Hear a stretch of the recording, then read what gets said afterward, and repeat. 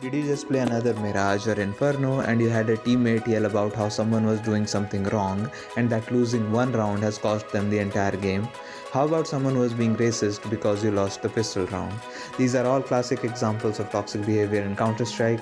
However, I'm here to tell you that the toxicity in Counter-Strike 2 is going to be different from toxicity in Counter-Strike Global Offensive.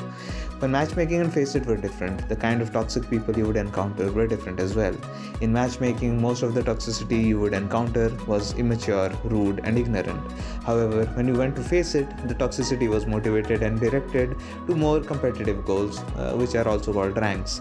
However, in Counter-Strike 2, we are going to have the worst of both worlds, as competitive players cannot accept that someone wants to play casually, and casual players just don't care enough to grind to reach the level of competitive players.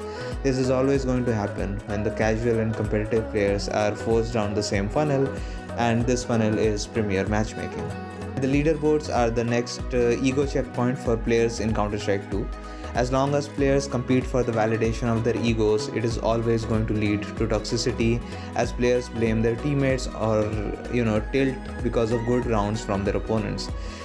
Speaking of leaderboards, let me ask you, why did Counter-Strike 2 need a worldwide leaderboard when it was in a limited test? Now granted that this leaderboard is no longer visible, but is it a good idea for the leaderboards to be higher on the priority list than a good matchmaking system or a better anti-cheat? Counter-Strike is currently the most competitive esport out there, but is 5 versus 5 competitive really the default mode of Counter-Strike? We seem to be forgetting some of the best game modes that made Counter-Strike appealing to a larger non-competitive audience, such as Surf, Jailbreak, Hide and Seek, Zombie Escape, Creeds, Soccer Jam, Vehicle Mod, TTT, Death Run, 35 HP, Prop Hunt, etc.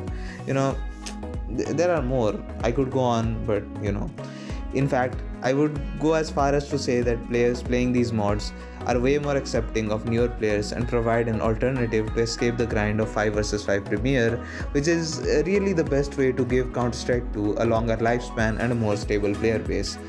When you attach a player's rank or rating to their overall skill and put them in contrast with everyone else, it will always lead to conflict, because not everyone will give equal importance to this number or this symbol.